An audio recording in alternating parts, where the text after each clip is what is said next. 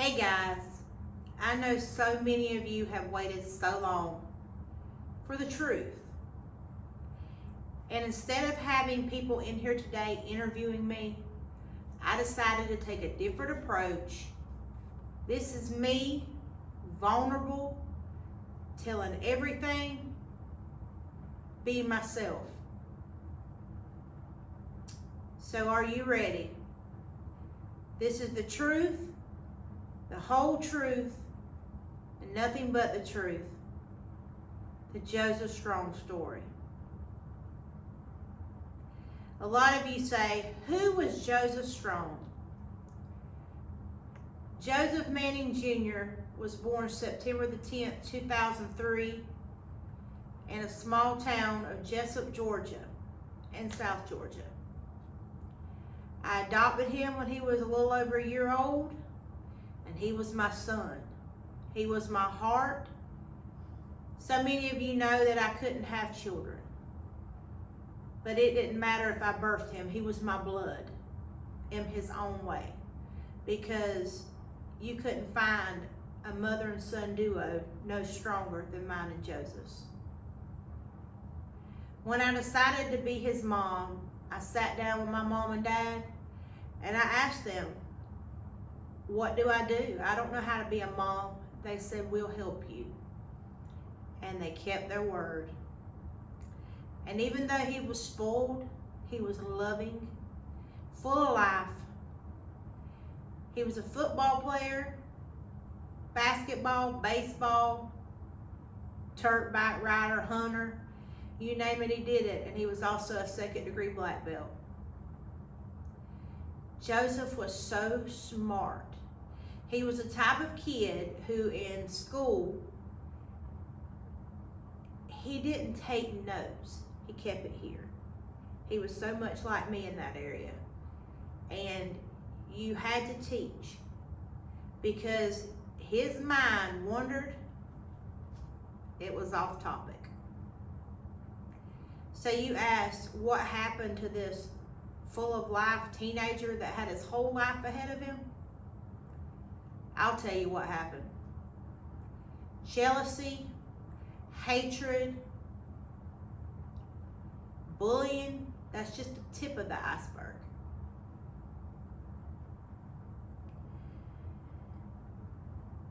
It was a New Year's Eve like any other New Year's. Joseph had went to a friend in Blackshear, Georgia, and this friend was a great friend to him. The mom, we knew each other for a long time. It's Jake and Vanessa Herman, and they had ate tacos that evening.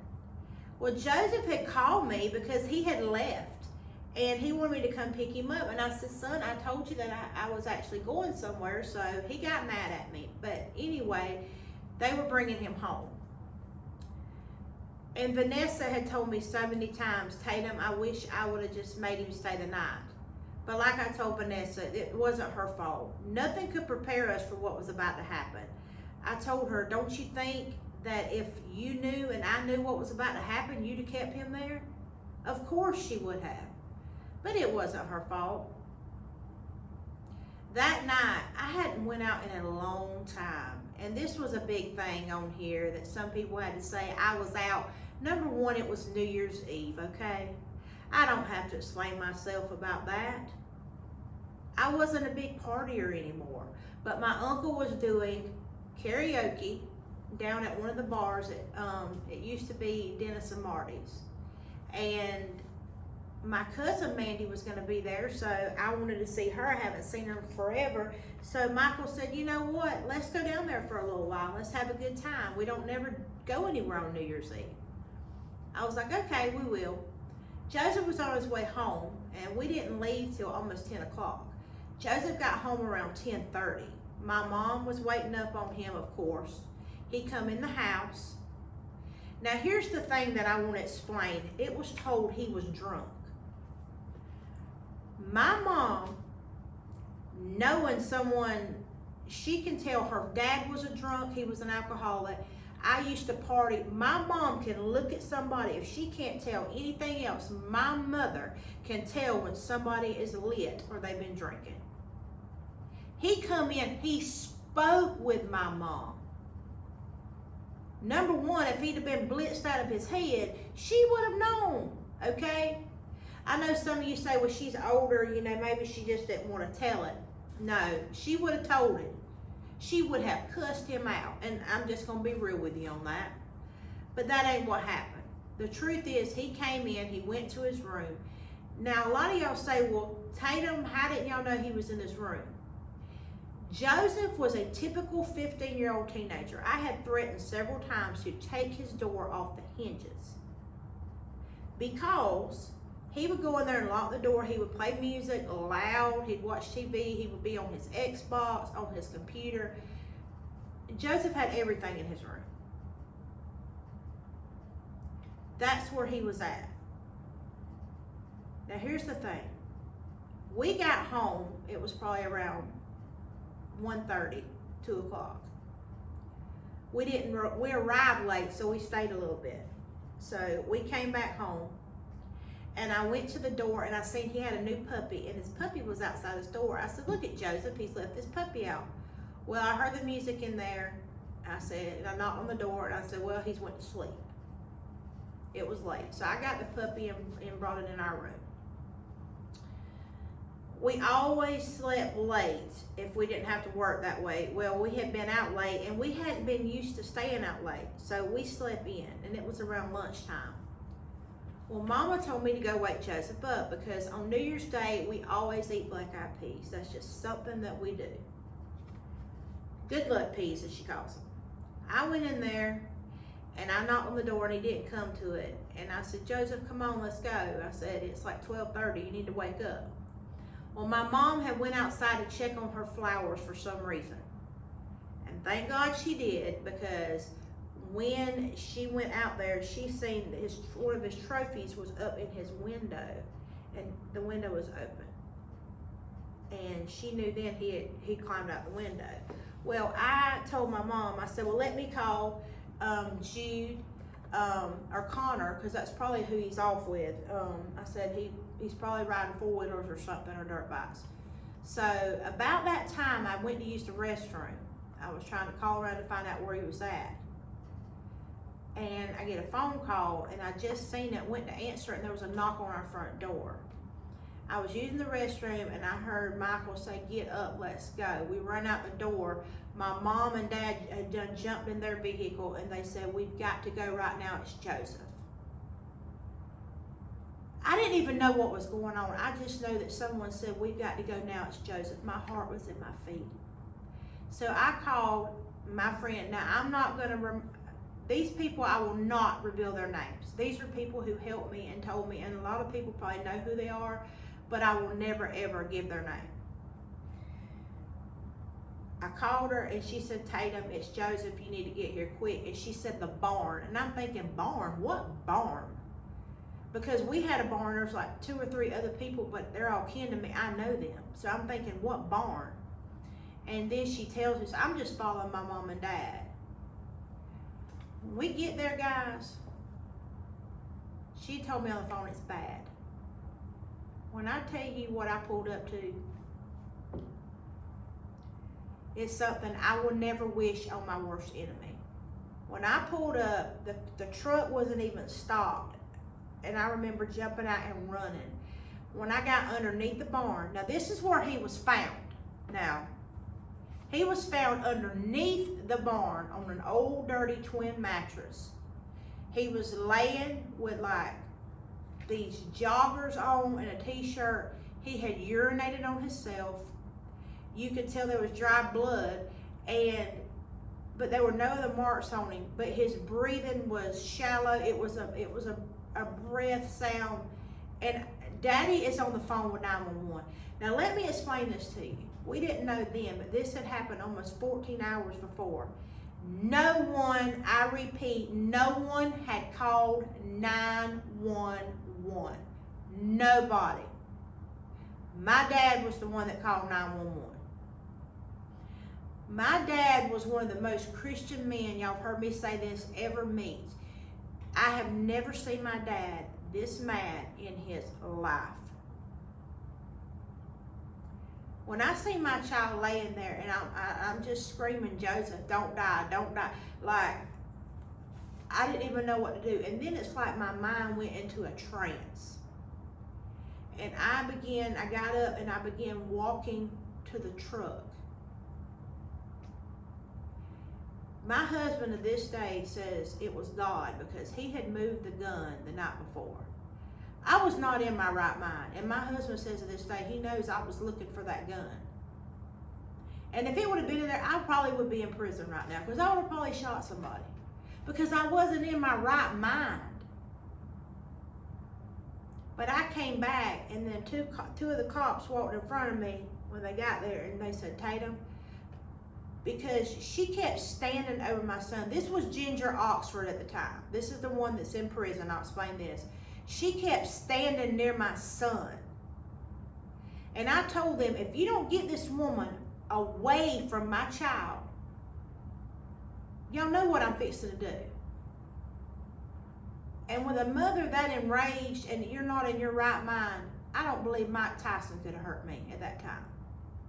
And y'all know he could hurt me. But in that moment, they can't nothing hurt you. That's your child.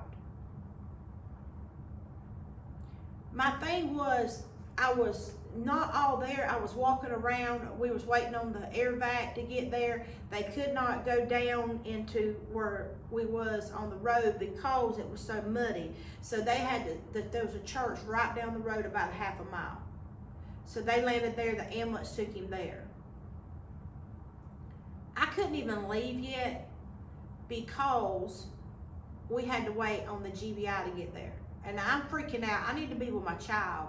But I'm just walking around and I'm just inundated. It's like it's not real. I don't even know how to describe, guys, what I was feeling or what I was doing because it was a feeling that it wasn't real, but it was real. You're like it was like I was in a Wizard of Oz or something.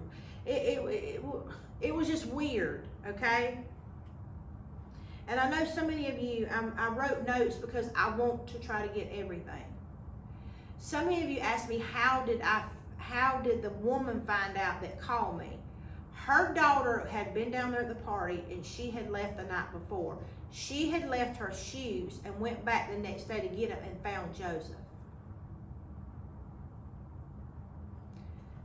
The thing with the life flight was, luckily, a wind shifted and they went to Shands instead of Savannah. And when I tell y'all I love Savannah Hospital, I do.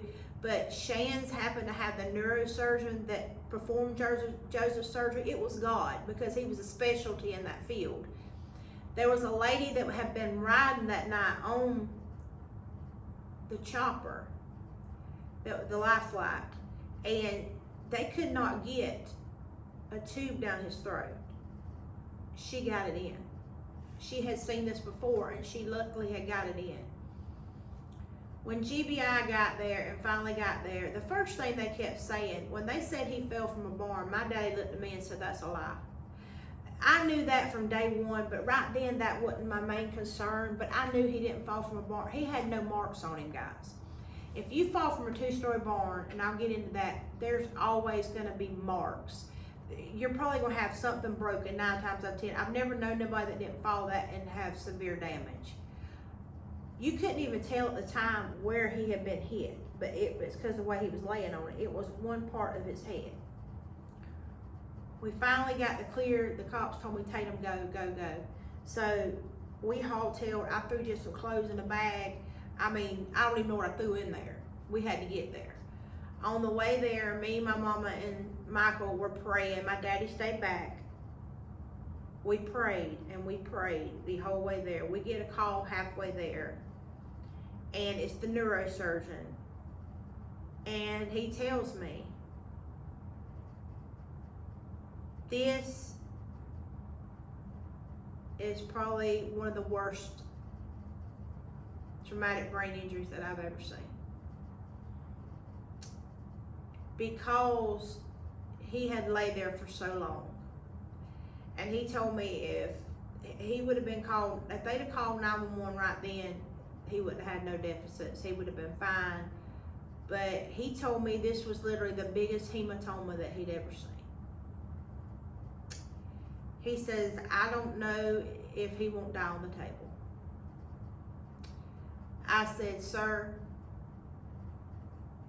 I don't know if you believe in God or not, but I'm going to tell you this. I'm going to pray for you right now. And I said, I want you to go in there and I want you to do everything you can for him. I said, can you do that? He said, yes, ma'am.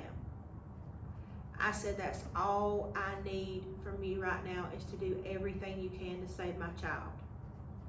And he said, I will. I said, we're halfway there. We're on the way. After the surgery, I want to go into that. When I walked in there and I seen Joseph for the first time with half of his skull removed, and he was laying there, the thoughts that I had in my mind, I never doubted him, not one time. I said, he can get through this. I know this, he can get through this. Now, I didn't talk a lot about his biological father, but I will say this, my mom did the right thing and she called him and he beat us there. Now, he was in his life to a certain extent, but they did not get along very well. And I don't want to get all into that, but I will say that I felt from day one he wanted to remove life support. Well, it was my decision, and I don't believe that anybody, they told me the first night that Joseph was brain dead, but the next morning he had just a little bit of brain activity. Well, to go from brain dead to a little bit of activity, that showed me right there that God was showing up. And you know, me and him got in a lot of arguments because he wanted me to remove life support. And I'm the type of person I believe in God. I believe in the ability of what God does. And I think that you allow God to do his work. You don't let God, how do I say this? Not that you don't let God, but you don't pull the strings for God. He pulls them for you. And I was going to give him a chance. I don't feel like on day one of someone being that way.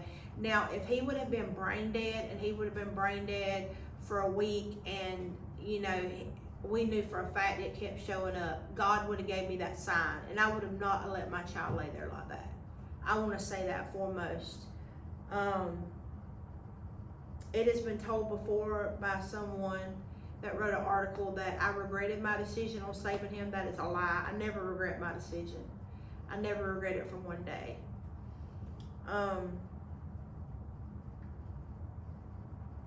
When they call me in there, you know, you always have the hospital, and they're just wonderful, wonderful advocates, that they're supposed to be advocates for you, but my advocate liked to bully. She liked to just keep on and keep on and keep on. And she kept telling me I need to talk with the biological father. But the thing was, we weren't agreeing. I wasn't fixing to argue with him. I had to say so. And my thing was, if you don't have faith in your child the way I do, then there's no sense for us to talk. I wasn't mad. I was just, this was me. And this is what I was going to do. And I was aggravated with it, so they come to me and, you know, he was on a vent at the time, and they told me he didn't need to keep the vent, the tube down his throat. I said, well, let's move it to a trach. So I went ahead and signed off on it, and they did surgery, and they removed the vent to his trach. So there we went with that, the trach. And yes, he had a vent at the time, but my thing was, I was waiting on a sign. And I'll never forget the day that I got the big sign. We were sitting there and they kept telling me that everything that he did was reflexes, nothing. Now, some of them were reflexes. I will say that from day one. Some of them were reflexes, but not all of them were reflexes. And I've showed y'all the video before. You can go back on Joseph Strong and see it. When my husband, before he started calling him Dad, he'd call him Daddy Michael. And Michael looked at him, and he was in there, and he would go crazy when Michael be in the room. They had a special bond. They had probably a stronger bond at the time when this happened that me and him had. They just had a bond. And Michael said, "You're Daddy Michael's boy, aren't you?" And all of a sudden, he takes his arm, he pushes it up, and hits a thumbs up. Now, that's supposed to be a reflex. Now, you ask a direct question, I don't care what nobody says. I knew God was showing up, and he was showing out.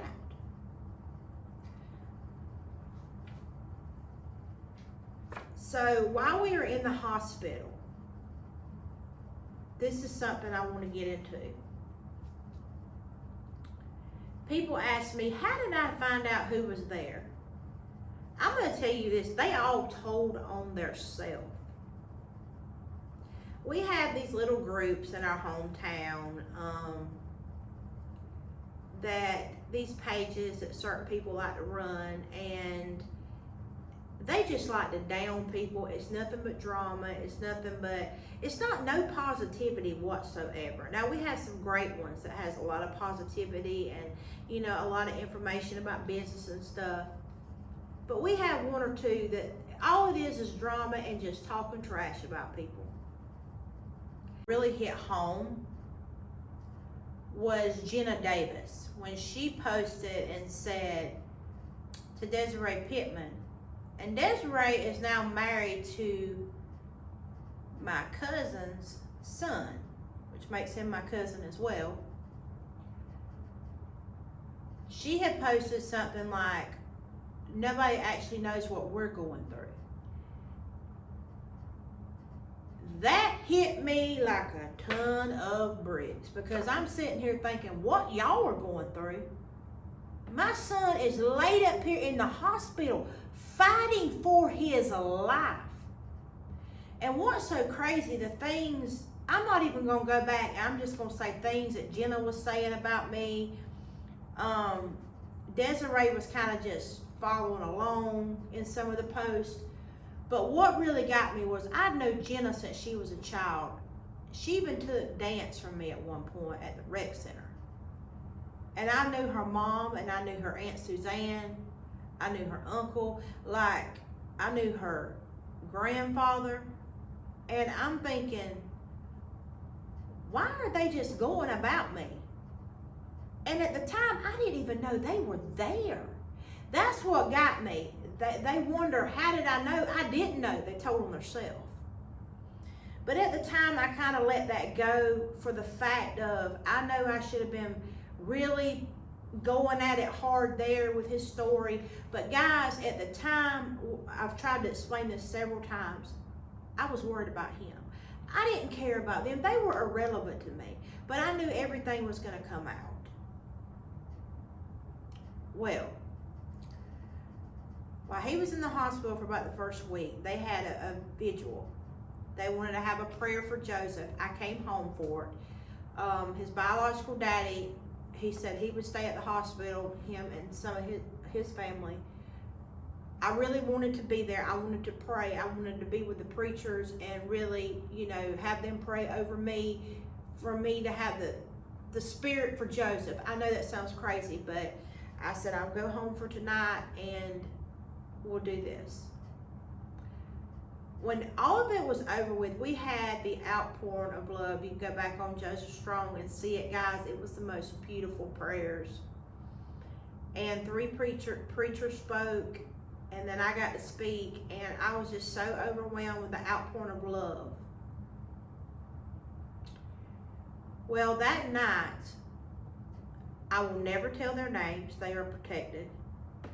They called me into my bedroom. I knew these girls and guy, and they said, we need to tell you something. That's when they told me that Joseph did not fall from the barn. I already knew.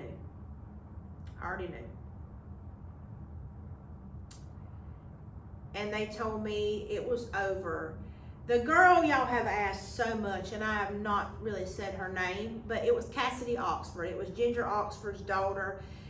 She was really the cause of all of this.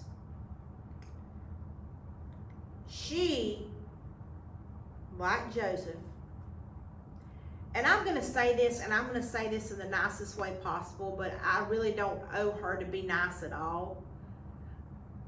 But being who I am now, it would have been different years ago. But Joseph would have never dated her. She was one of the girls that they were only interested in one thing, if y'all know what I'm talking about. You have them kind of girls, and that's just the way it is. But I'm not saying nobody can't change. But my thing is, if you want to change yourself, you have to realize what you did and admit to it and get your consequences for it. If not, you can't ever change. She wasn't just messing with Joseph. The night that he snuck out of the house, my cousin, Lindy Cox, she's distant kin to me, picked him up. That is Suzanne's daughter. This was what was shocking to me too. Her and her brother, and we'll get into him, Bubba Cox, little Emery, they called me Aunt Tatum. They called me Aunt Tatum since they were little. They always knew they could call me no matter what, and I would do anything I could to be there for them or help them, you know, through dark times, through whatever. I brought groceries in their house before. They have not asked me to do that. I just did that out of the kindness of my heart. Anybody that knows me knows if I have extra, if I can help somebody, I will. This is what got me. When Lindy drove him down there, and then she just left, supposedly. Cassidy and him were supposedly up in the loft. This is where I'm getting to what happened. They were in the loft, and they were making out or whatever. I've seen the photographs. Y'all forget that I have that Joseph's Snapchat. Here's the thing too, and I don't want to get off subject. I've got notes, but this kind of goes with everything leading up to Shan's. I'm kind of just going back to what happened that night. So we're going to stop right now from Shan's and go to actually what happened that night. I found this all out at Shan's, but then I found it out through the years. Joseph, when he came to, and we'll get to that part, that's how I got into his Snapchat and I seen all of this. He remembered the passcodes. Is that not crazy? So let's go back to that night. Lindy drops him off, and they're all supposedly playing beer pong and all. Joseph was wasted when he got there. First of all, my mom had just given him $10. She went in his wallet when we got it back down there. He still had $8 in his wallet. Where did he get alcohol for $2? Okay. Joseph was 15. He had been at another friend's house. How did he buy alcohol? None of them were drinking, the friends that he had been in there that day before. Not saying they didn't ever drink, but I know good and well Vanessa didn't buy him no alcohol, and if they'd have drank there, she would have told me. So I knew that didn't happen, okay? So if he drank, he got it at the party. Supposedly they're playing beer pong and all this kind of stuff or whatever. They say Joseph was drunk, and he went and he laid down on the couch and he fell asleep. Now I want all y'all to listen to this now. Pay attention. This is where it gets crazy. Joseph fell asleep on the couch, but he fell from the 2-story barn onto the cement below. There was no blood, there was no nothing.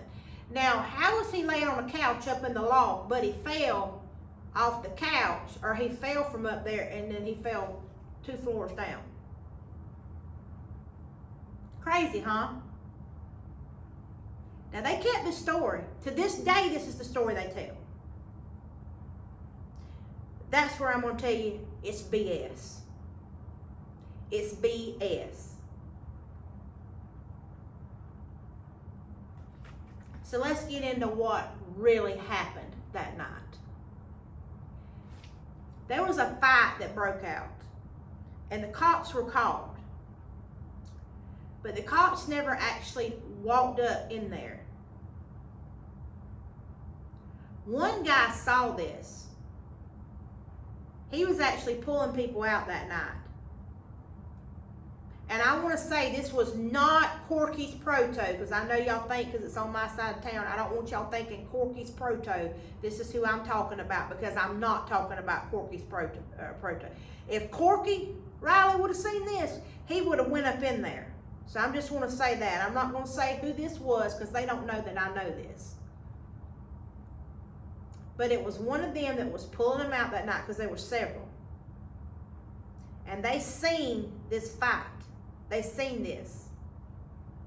And they did nothing. And to this day, they've told other people, but have never once come to me and told me. And y'all ask, how do I know? Because I know these people and they wouldn't lie to me. There was a fight. Let's just say Joseph can get the best of people. Joseph was not a fighter, but Joseph was taught to fight, and he was taught to protect himself. I had him in karate since he was 5 years old. But when you're hit from the back and you hit the ground, that was it. And I'm going to get to who hit him. They hid his phone. Why did they hide his phone? The cops found it in the woods. Why did they change his clothes? Why did they move him? Let me get to that. That's why this is not a typical interview, guys, because we be stopping and starting forever, and I'm just going with the flow like I'm talking to you sitting here. Because it's the best way to explain it, because there's so many different parts. While I was in the hospital, one of Joseph's best friends said, I heard a guy named Cameron Cox was there. When he said that name, I said, Cox. Well, we're kin to Cox's, but I don't know who his daddy is. I said, wait a second, Cameron Cox. I said, pull up a picture of him. A couple weeks before that, I had found a license laying in our front yard, and it said Cameron Cox. Well, I went and asked Joseph. He said, yeah, Cameron dropped me off one night. I said, well, here's his license, to make sure he gets it back. And I told my mama, I said, who is this Cameron guy? She said, I don't know. I said, well, he's probably somebody that his biological dad let him hang around with, because he would let him hang around people I wouldn't. And anyway, I guess he gave his license back. That's how the name rung a bell in my head. But I didn't think nothing of it. He says, let me call him, because he was there. So he calls him, and I sent this to the GBI. He calls him. Cameron answers the phone, and this guy, I won't say his name, he says, man, what happened last night? He said, and this is just how he talked. Man, I can't believe this, man. He said, we were all sitting there. He said, and I heard a boot hit the ground. And man, it was Joseph. He said, and I grabbed him and we moved him. And I started doing like the light symbols and all this and seeing if he's moving his eyes, man.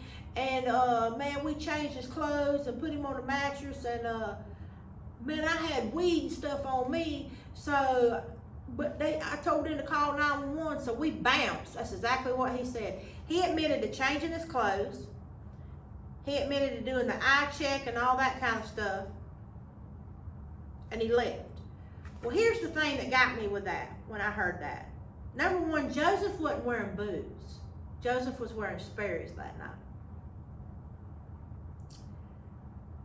If he was such a good friend to you, Cameron, why would you not call 911 and then leave if you had weed on you? Why? Why would you change his clothes? Why would you see that he urinated on himself? And here's the thing I want to know, and I've said this 1,000 times. if Cameron, Jenna, Cassidy, Desiree, all y'all, Lindy, if y'all didn't have some type of guilt, why didn't you visit Joseph in the hospital? Where was y'all at? Never got a phone call, never got a text, never got nothing because you're guilty. That's why. And you told on yourself. I didn't even know y'all were at the party. Y'all were telling other people, and that it's the guilt. And that's how I found out y'all were there before Joseph ever told me. I did call Lindy, though I was down there, and I said, what happened to my son? And Suzanne was in the background, and I wasn't very nice to her. Because I was at the point where I looked at y'all as like family. Y'all could call me, y'all could do whatever. But that betrayal wasn't even on my head right then. It was the kind of betrayal. It was the kind of betrayal that Suzanne, being a mother, should have told Lindy, listen, this is what's fixing to happen right here. Because would I let her child lay there like that? No, I wouldn't. I'd call 911. I would do everything in my power to save your child. I wouldn't do nothing like that. But they all turned on me like I'm the enemy when this was my child that it was done to. It was like the jealousy and all. It wasn't just with Joseph. It started with me. And anybody that knew me growing up knew what I had dealt with about jealousy and hatred towards me. For nothing. For nothing at all. For being bullied and being hurt and not understanding why you didn't like me. And when you'd ask you why you didn't like me, oh, I don't, just because. That ain't a reason not to like somebody. Okay, but you don't have to like nobody, but to hate them so much that you hope that their child dies and you let him lay there for all that time and you don't dial 911. What kind of animal are you? Answer me that. And then you parents sit here and you protect them. I'm going to tell you this right now. If this was reversed, y'all would come after my family, especially my family, for everything we're worth and more. We'd still be paying y'all earnings till 2070. And that's the truth. And you know it's the truth. But what really gets me is y'all, like Jenna's had a kid. Lindy, all y'all that have kids now, what is wrong with y'all? Why can't you go sit with the GBI and tell the daggum truth? And here's my thing. Ginger went to prison. This is the mother of the party that was thrown. Cassidy who threw the party, the New Year's at the barn. They'd already had problems beforehand. They had one girl that they left in front of a tree that wasn't 15 at the time, and she had alcohol poisoning, and she almost drowned in her own vomit, and her parents found her. And when her mama got there, Ginger was walking up with alcohol because she had purchased it. So I'm sure that's who purchased alcohol there. But here's my thing, as mad and as disgusted I was with Ginger, I don't feel like, why is she the only one in that cell? And I can tell you why she's there. Because she's covering for Cassidy. She's covering for her daughter. Because if she didn't take the fall and she didn't tell the truth, she kept the secrets. She knew she was going down, but if she took the other ones down, they'd bring Cassidy down. And she's taking the whole ride for her child and for all of them. And I want to say that it's not right that she took that. And Ginger, I've said that from day one. If you ever see this, you should not be the only one sitting in a daggum prison cell. I know you think you love your daughter, but my thing is she run off to the army. Now she's in the army. And you know what got me, guys, is people said, we're so proud of you. Here's my thing. I am for anybody changing their life and making it better. But what got me with Cassidy was she's never owned up for anything. She got on social media She called me all kind of names. I mean, she would watch my stuff and make comments. She would go and post on hers, and people would send it to me, and I'd tell them don't send it to me. And another thing, and I'm sorry to say this, but Cassidy, you talk about people. You talked about me and my son and everybody else. Have you looked in the mirror, honey? Because you are not no princess, okay? And you're not that pretty on the outside, but here's my thing. You're ugly on the inside, and that makes it worse because you've never not once said, I'm sorry. They have not one of them said they were sorry. And I told them they didn't owe me an apology. They owed Joseph. And when I get to the court hearing, y'all will understand that. They never once said they were sorry. So as we just got off the trach, we got the trach. They kept bullying me and bullying me and bullying me. Let's get back on track now. I just wanted, this has something to do with this. Well, I'm letting everything out. So if I do get a little off track, guys, it's because this is a different kind of interview. I'm going to say this from one. I want everything out there, and that's what this is.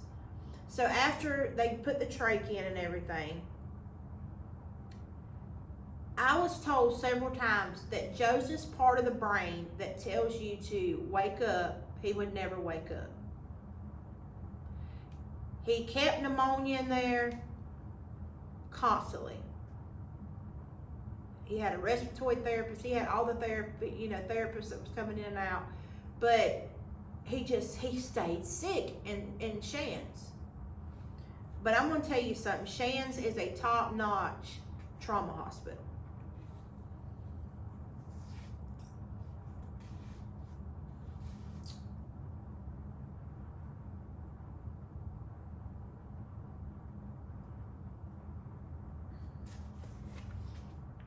The next step, I was so lucky. JC Beth Thomas, if y'all have never heard her story or never watched it, y'all need to go watch it. There's pictures of her and Joseph together. JC Beth was hit by a train. She overcome all the odds. I will never forget sitting in Shands. We had a meeting. I had talked to JC Beth's dad, and they told me about Shepherd's and a guy that wanted to talk to me, and we were looking into getting Joseph sent there. Shepherd's was like 7th in the world, and it's one of the best traumatic brain injury centers in the country. And it's in Atlanta, which is about 5 hours from us, 4.5. But I was determined. My husband, we had great insurance. We was going to get him in. So I had discussed him with that, and we had a meeting. They were still pushing me to take him off life support. And the lady looked at me, and his biological dad, we got into it that day because he said, she keeps referring to JC Beth and Joseph as the same. And I said, no, I'm using her as an example because y'all said what she wasn't going to do. And then I said about the horses and all, and the doctor said, but I bet you she'll never ride that horse again. Well, let's just say JC Beth still barrel races. She has to take precaution for her traumatic brain injury. But her dad, when I called him, told him that, he said, you tell them to kiss our you know what. And I said, we going to Shepherd. So they got he got accepted. They come down and spoke to me, and that's what we decided. And y'all know I've talked about the constant bullying from the hospital. I never wish this on my worst enemy, guys. They bullied me and bullied me and bullied me. But I'm going to tell you something. I've never lost my faith. Not one time. From the bullying. I didn't even care what was going on the outside because I was being bullied on the inside of the hospital.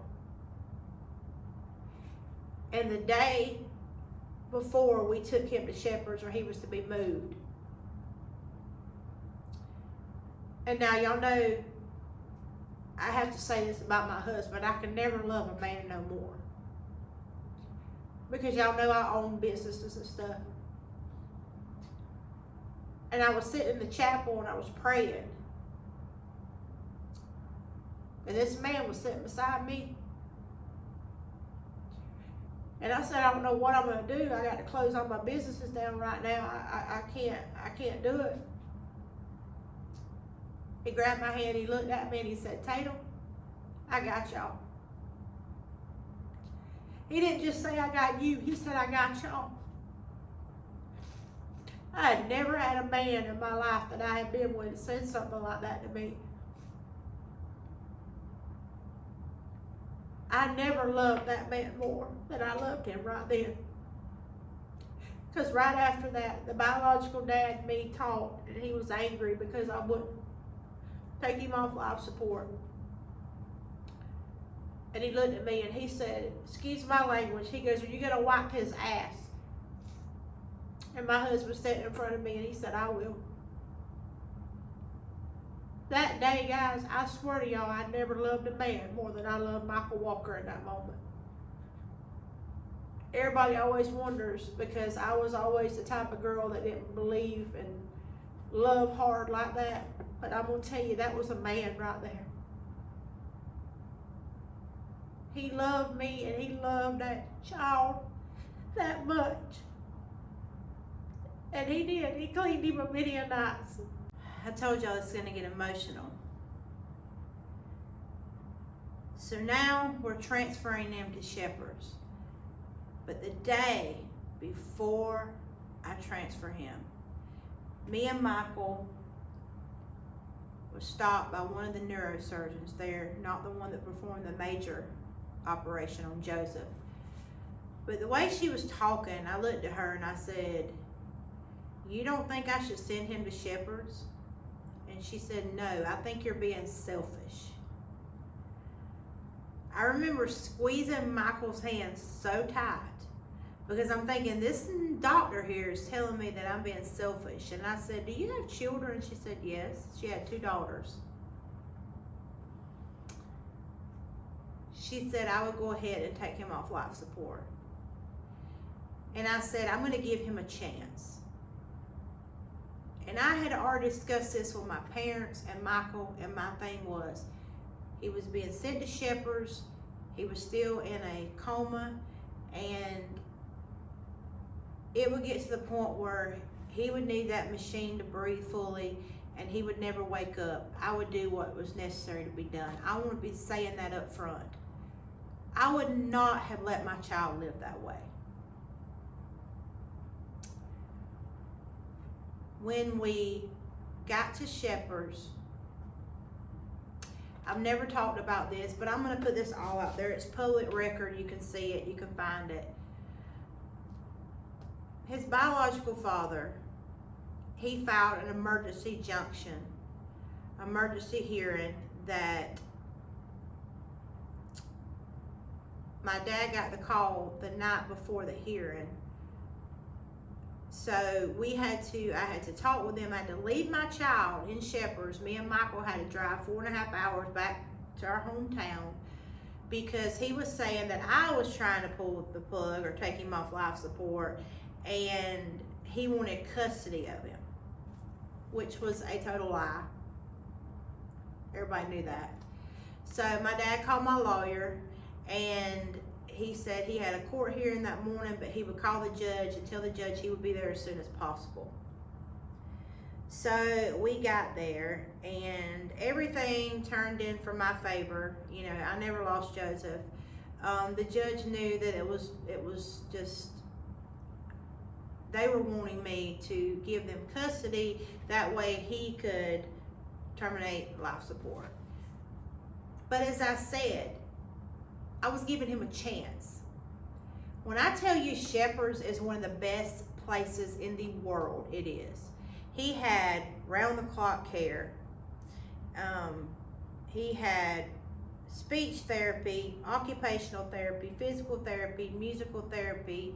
He had a respiratory therapist assigned to him, registered nurses assigned to him. And you ask, well, in a coma, how do they do therapy? Well, this is where I want to get into. They moved his legs. They were constantly working him. They were turning him in the bed. He would get turned so often. But the thing was, they taught him how to communicate with sign language. They were working his brain. So even though he was not even there, guys, a week, when they weaned him down and he started breathing on his own, that's when I knew then God was giving me another sign. I did the right thing. And he was breathing on his own. It took him about a week. He was in ICU the first day he got there. He was there for about 2 days, and then they moved him into a regular room. But most of them are put into the ICU before they're transferred into a regular room because they want to know their stats and everything. Well, they kind of had lost a little bit of hope because they didn't know. By looking at his brain scans, like I said, his doctor looked at me and said, Miss Walker, looking at these brain scans, I would ask you when this patient passed away. I don't know how to say it. And I said, I do, God. I mean, doctors don't really get into that. A lot of them are very religious. It's not just about the science, but they don't really talk about it a lot. But he was breathing on his own. But he didn't look like Joseph. He looked weak. I mean, he had a feeding tube.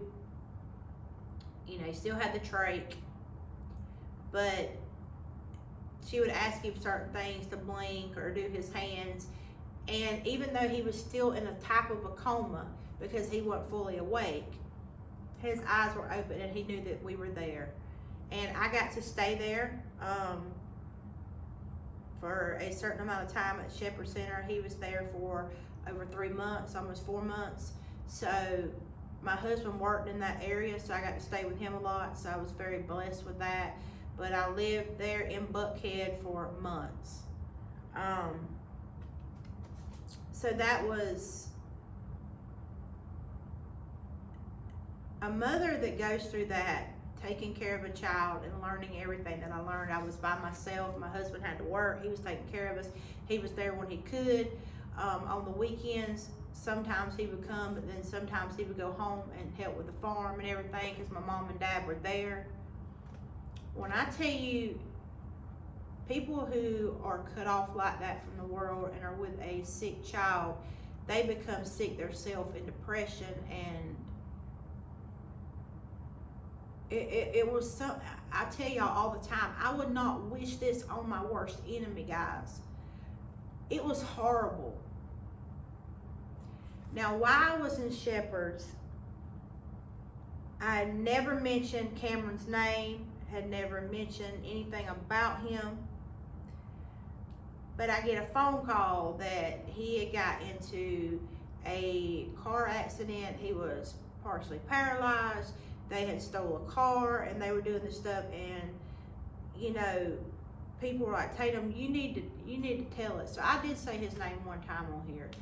And that's when a lot of people didn't understand. I said the boy who had hurt my son was Cameron Cox.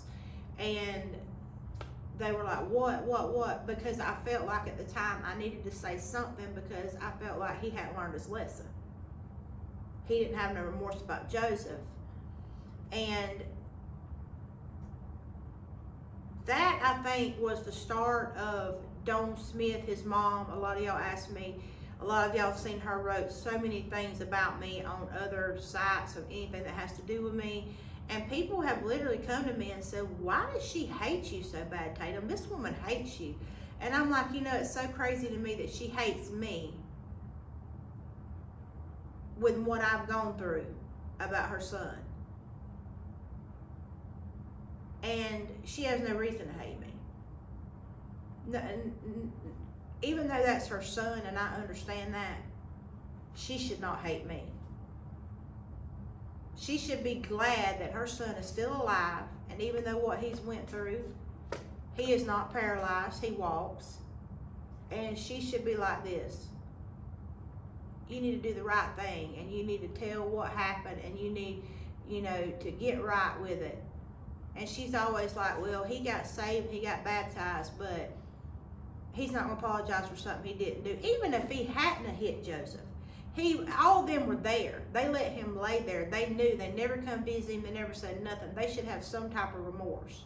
But we all know the truth.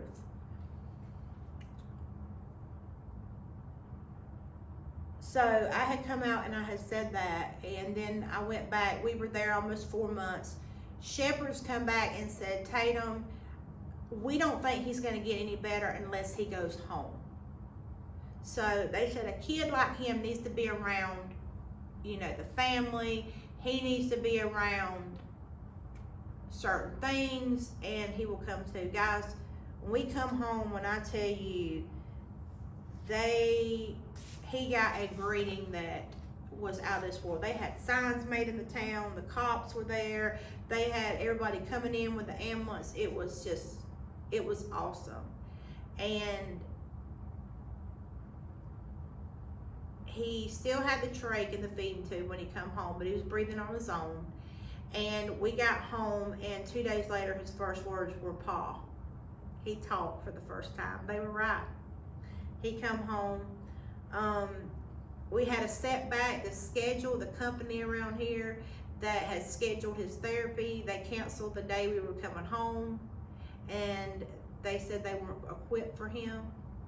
So that was crazy. So we got a company out of Savannah, and they started coming in, and Joseph never got the therapy that he needed at home. That's why he ended up going so many places, because we're in a small town and they are just not equipped for it. So the animals really helped him. You know, we would push him to the barn. Y'all can see that on Joseph Strong.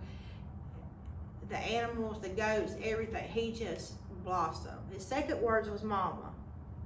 And then it was Michael, it was Dad. And then that's when he started calling him Dad. And one day I looked at him, I said, "You always said Daddy Michael. Why are you calling him Dad?" He said, "Because he saved my life." And I looked at him. He said, "Well, Mama, he has the insurance on me." And I looked at him and I said, "Really? Well, I think I had something to do with it." But he just had this bond with Michael. And then, you know, he started saying Nana. That's what he called my mama. Then his feet, guys, he had, and I'm just kind of going through the medical because I know y'all want to get to the other stuff, but I just want to explain to y'all what all he had done. He had the severe drop foot. His feet would go like this. We got him in with a specialist out of Savannah, and he was one of the top. And he did his feet, and it looked like he never had drop foot. Joseph, he did a remarkable job. That's where he ended up getting his trach taken out. He never aspirated, not one time in all them years. He got to eat anything he wanted. We started out a little slow though, and he got, of course, off the feeding tube. So that was awesome. They said he would never do that. They said he would never talk. He was already trying to talk with the trach in. He went to Texas. When he got to Texas, we had to pay out of our pocket $12,400 a month. My mama, me and Michael, and his Nini, which was his biological dad's mom, she gave us a couple thousand, but that's why he ended up, he only stayed a little 3 months there. He had to come home. It was killing us. I mean, we were taking everything we had. I mean, $12,400 a month, that is crazy. That's what come out of our own pocket. That ain't even what they charge the insurance company. So y'all think about that. He went to CHO in Atlanta, which was great. He did inpatient, outpatient there. The inpatient, he did really good. Outpatient, he didn't do so good, so he ended up coming home.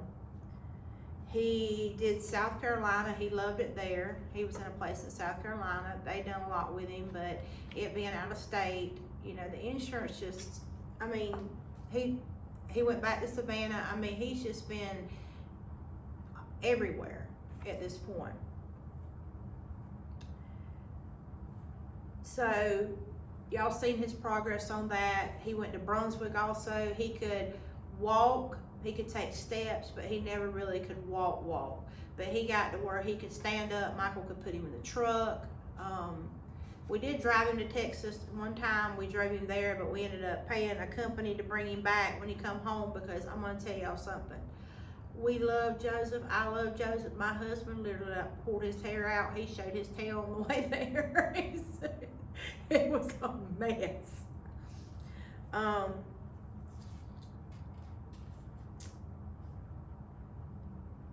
So let's get to the court hearing now. Ginger went to court for what happened to Joseph and letting him lay there for 14 hours and not calling 911. She was sentenced to prison to 2026. In the courtroom, you had Cassidy, her daughter was there, Jenna was there, Suzanne. And what got me, they kept staring at my son and him sitting there in a wheelchair, and I couldn't look over there because y'all know what I was thinking. They asked me to speak, so I got up there to speak.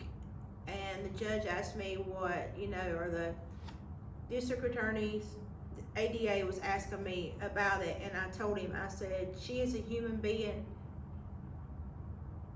but to have no remorse for what has happened to my son.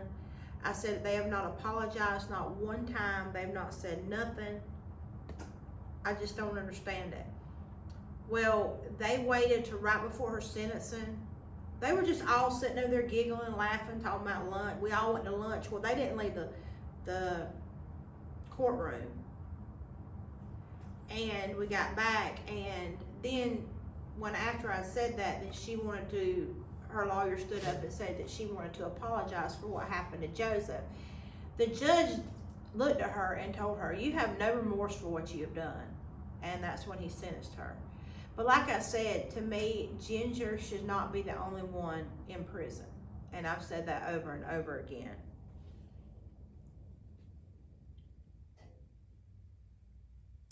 During court, when the GBI head director was sitting up there and he was talking about him falling from a barn, which me and that GBI director, I can't even look at him. He has children, I can't even look at him. He goes, Joseph is sitting there, all of a sudden he looks at me, he grabs my hand, and he goes, when he was saying he was falling from a barn, Joseph goes, and that's a lie. That's when they took Joseph in the back, and my mama went in the room with him because I couldn't be in there because I was scared I'd be unprofessional. But my mama about got unprofessional, but he kept twisting Joseph, twisting him. He done told him 1,000 times what happened, that Cameron Cox had pistol whooped him, hit him in the head, and that's all he remembered.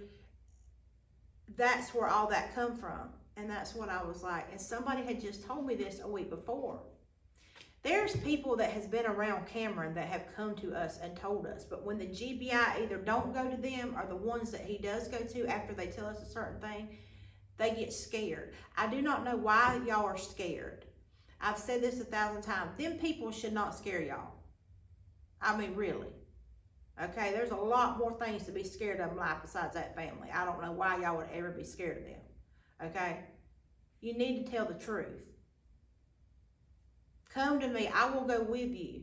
We will go up to Atlanta or Washington, D.C., whichever one y'all want to talk to, and we will talk to the people that needs to hear this and get this settled. I will help protect you, but tell the truth. This is ridiculous. Y'all are living with this guilt. Y'all are living with this tragedy that has happened, and he is gone now, and now it's murder, and y'all can't see that. It's not going to go away. Y'all think y'all got away with it, but you haven't. God's seen that. We all know.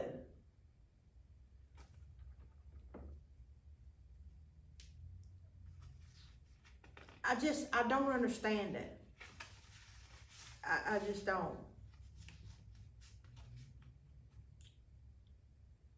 Y'all remember when my dad got sick and he passed away? Joseph was there. There was pictures of him in the hospital with him. And the day that I buried my dad is the day that I got a message that said, called my daddy a pedophile, said they were going to shit and piss on my daddy's grave and watch me clean it up. Yes, the day of my dad's funeral. Well, Lindy's brother, little Emery Cox, they call him Bubba.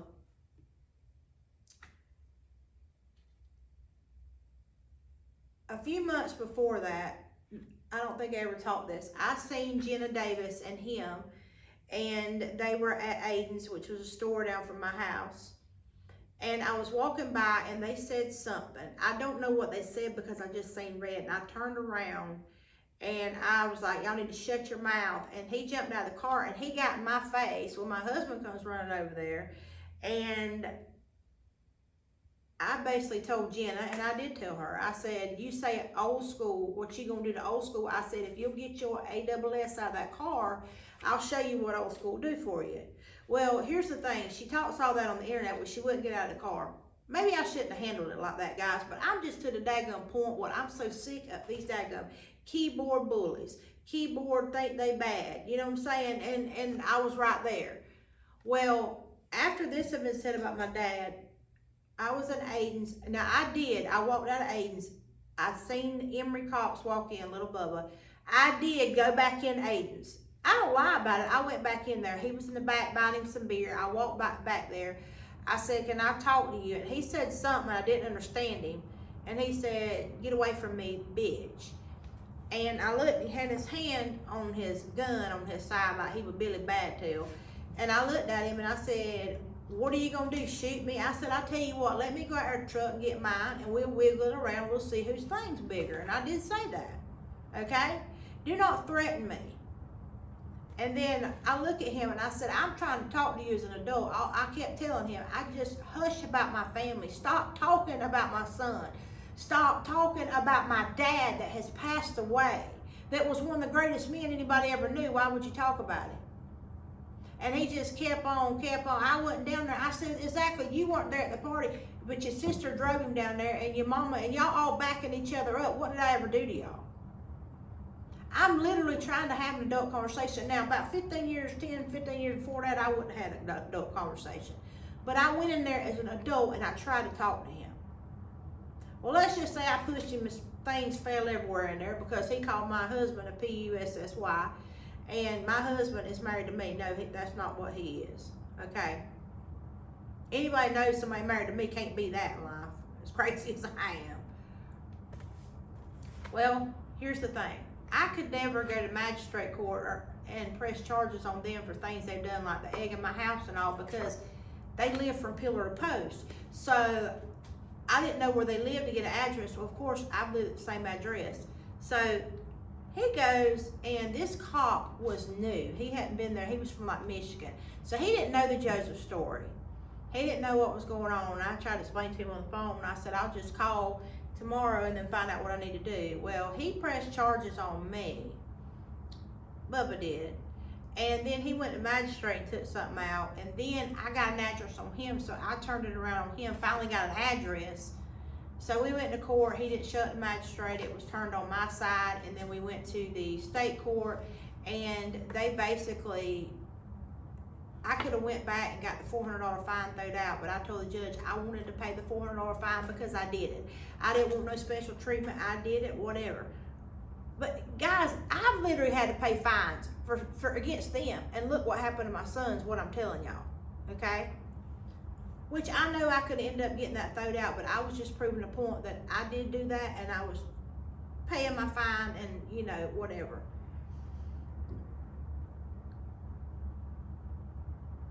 They went on social media on a rampage and they went to post it. And that's when Dawn Smith comes in, Cameron's mother. This woman, every chance she gets, she goes in a rant about me. Y'all can literally go on every post I've ever made, and I want y'all to look and see how many times that I've said her name. Literally. The reason y'all even know who she is because she told on herself. Because she comes out and tells on herself. And then a lot of y'all want me to address Johanna Page. Who is she? That is Cameron's sister, Dawn's daughter. This girl, I don't want to give her much clout because, you know, I've heard what she'd do if she seen me. The wind off my swing would knock her and probably into a coma. Okay? I mean, seriously, I'm not trying to be mean, but this girl has 5 children with beautiful kids. This is what I don't understand. How can you sit here and talk about me and you say all these things about me and you have children? I mean, it just puzzles me. It just does. Since all this has happened, she got in a car wreck, got hurt bad. People were texting me. Even people wanted to laugh, and I said, do not laugh. I hope the girl's okay. I don't wish harm on people like that. Her house supposedly burned down. Her mom was asking for donations. People were messaging me saying, Tatum, we don't want to donate. I said, there's kids involved in this. 2 wrongs don't make a right. Y'all need to donate, okay? All right. Since this happened, then Cameron got in his accident. Suzanne, the mother, Lindy's mother, she had a stroke. People were messaging me. I had to call one person because people were wanting to get mad at her for lending her help to raise money for Suzanne for her, since she had a stroke. I called her up personally and said, I want you to know I will not be mad at you if you donate anything to her, because I'm sorry she had a stroke. I don't wish that on somebody. That could happen to me. I don't wish that on her. I said pray for her. Pray that one day these people will wake up and realize that things happen in life. And God says vengeance is his. Karma's real. I mean, it's just a sad situation altogether. But like Dawn and Johanna, anything that's put about me, they go on there and they just go ham, ham, ham, ham. Here's my thing.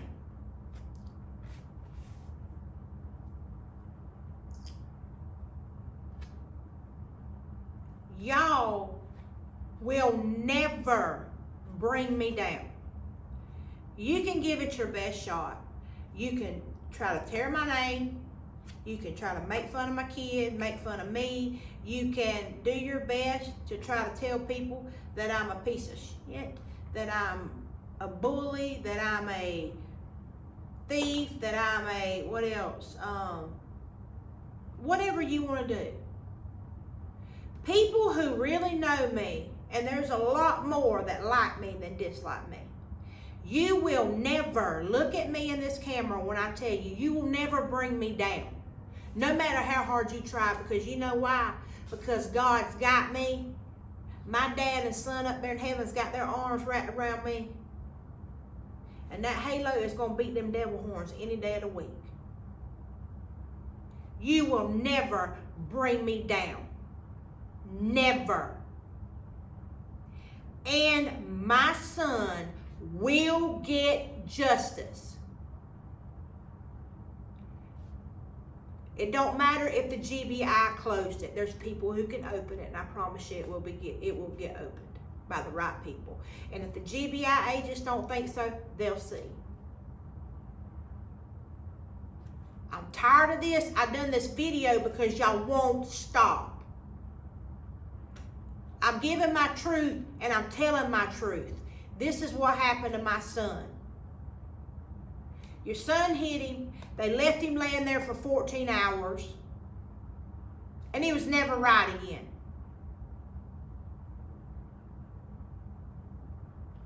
You're wrong. Shame on you and shame on every one of you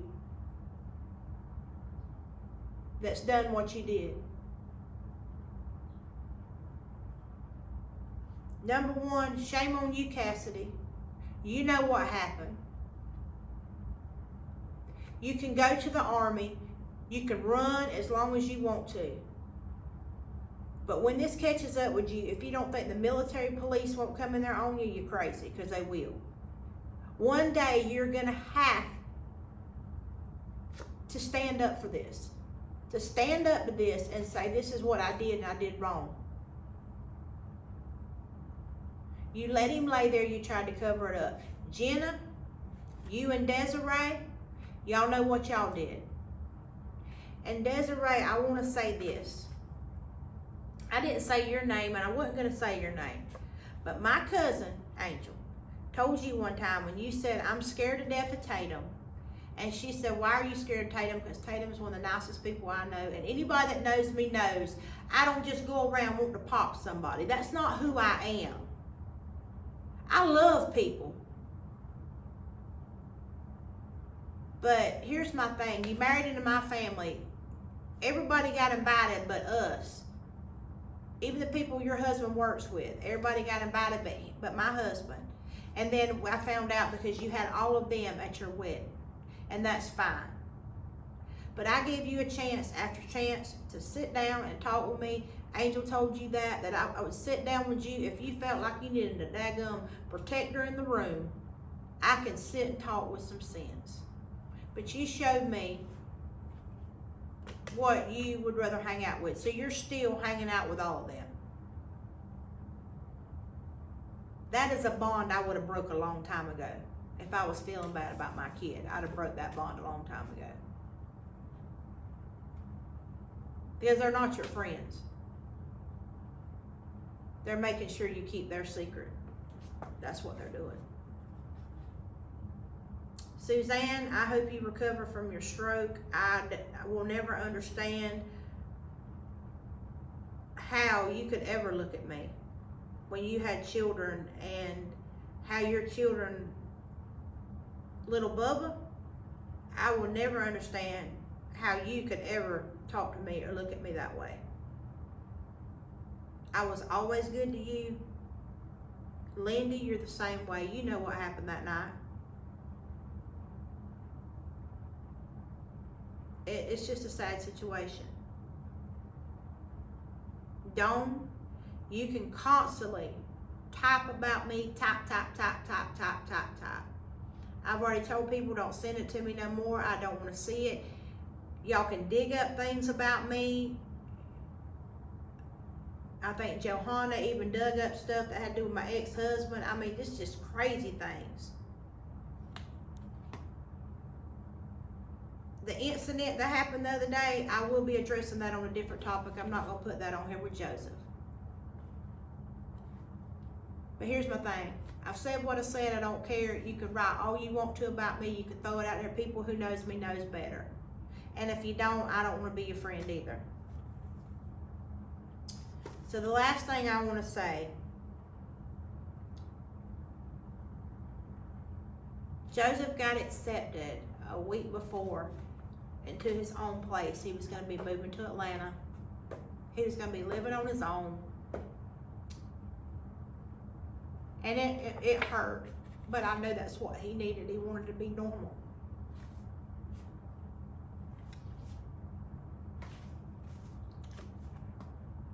This is the first time I'm going to really be talking about this and what happened the night that he passed away. My mom had went on vacation,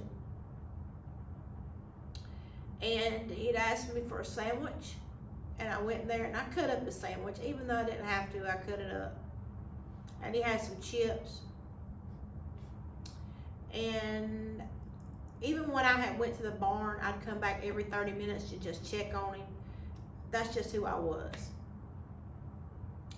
He'd ate, and I said, "You ready to go to bed?" He said, "No, Mom, about 30 minutes."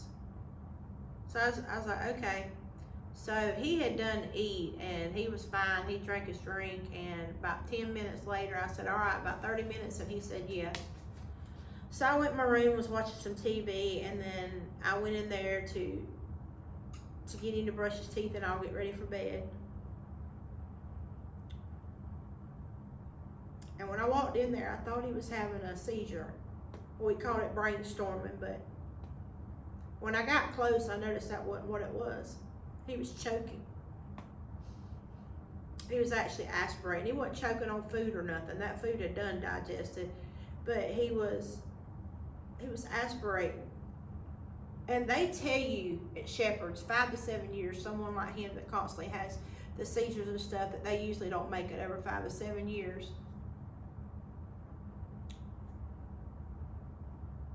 But I didn't comprehend that. I had my cell phone. I immediately called 911 and I started doing CPR. And as I was doing CPR, stuff was coming up, but you could tell that's what he'd done. He'd aspirated. And as I called 911, I called my husband. I had on speaker and I was doing CPR. And I was hollering, "Don't die, Joseph, don't die on me."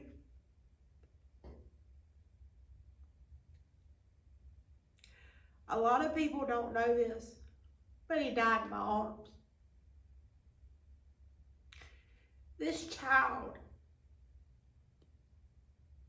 that I never knew I wanted or never knew I would possibly get. He died in my arms.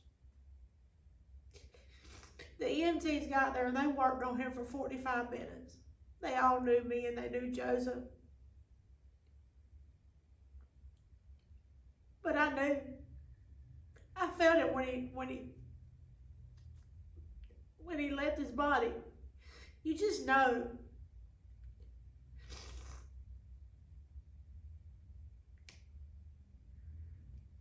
I think this is the hardest part because I've never talked about it. But I told y'all this interview would be different. It wouldn't be a traditional interview like I've done with the news and stuff. This was just me sitting down talking with you guys in front of the camera.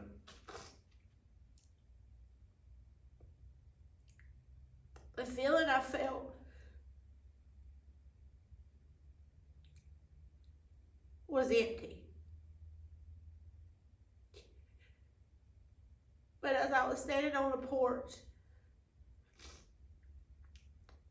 Matt and Dottie went out and she seen him in the ambulance. My mom was at Pigeon Forge and they were coming back the next day. I had to tell her. And I think that was God's way because I feel like if she'd have been there, I'd have lost them both. And I'd already lost my dad. So as I was sitting on the front porch, and my Aunt Dottie walks in and she said, Luther's got him. And I said, I know. And she said, I noticed that Dottie would, on the wheelchair ramp, when she was walking up the house, she like walked around. I said, why did you do that? She said, your daddy was standing there and he was smiling.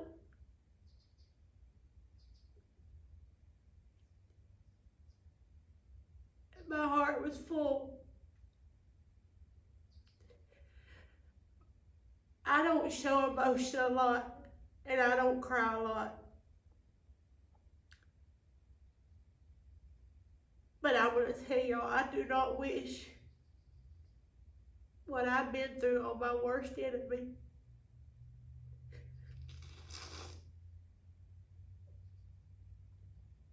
I've learned that some people are not my friends. I have learned that some people have hated me my whole life.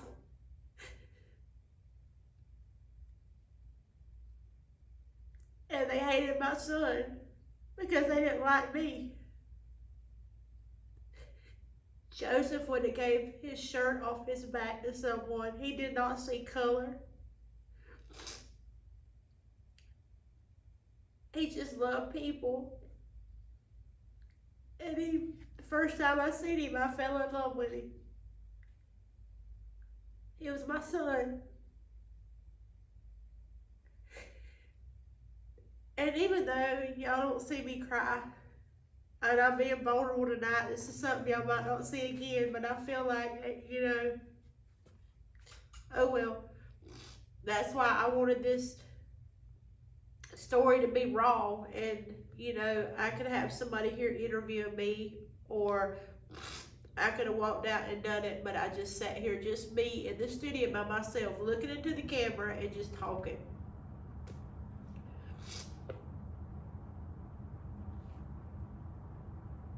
When I tell y'all that Joseph was depressed, y'all have no idea.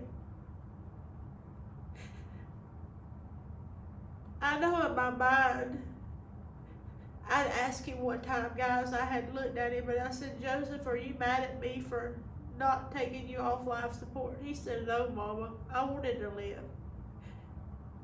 I really believe Joseph lived so he could spread his story with the world and he could help people. And now I believe that it's my job to tell mine and his story.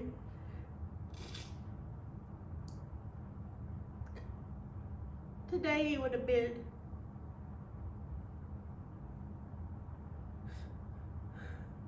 on the day that this airs, he will have been 22 years old. He will never get married. He will never have kids of his own. He would never experience things that a boy his age should. He never play college ball.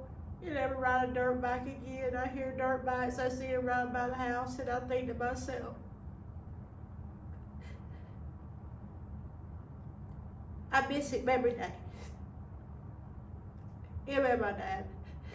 And I went to a deep depression that I can't explain to any of you.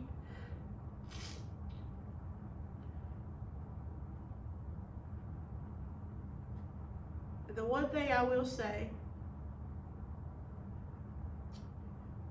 is all the bullying and the saying things online, they need to stop. So if they post anything about me, guys, don't even send it to me. I don't want to know. I'm done.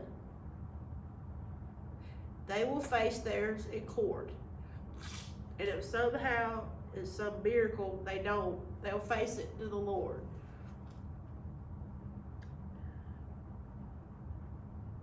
I'm tired of hearing they're hurt or what they went through. I would take what they went through and what I went through any day of the week, any day of the year.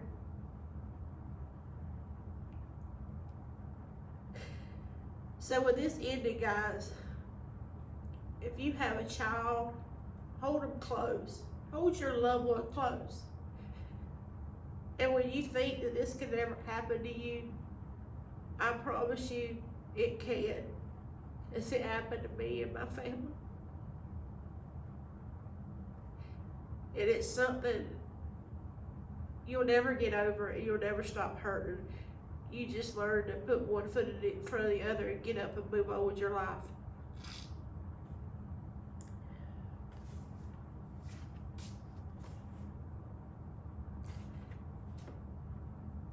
Joseph was one of the best kids. And I'm lucky to be his mama, so.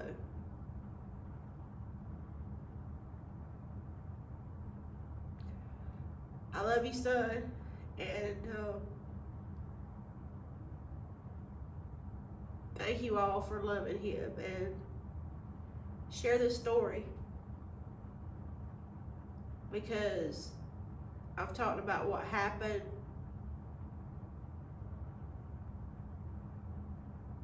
but from now on it'll be about just him in general, spreading his love and his light, and giving motivational speaking to kids, and hopefully they'll learn that listen to your parents. So just know Joseph never fell from a barn. He was hit and left for dead for 14 hours, but he lived. And he touched a lot of people's lives for the 5.5 years he lived. So, I love you guys. And that's all for the Joseph Strong, and I probably even missed some things, but I just told the story. Raw, unedited, and just talked it out. I love you guys. God bless you, and remember Joseph today. Say happy birthday in heaven to him. Bye, guys. Joseph Strong, justice for Joseph.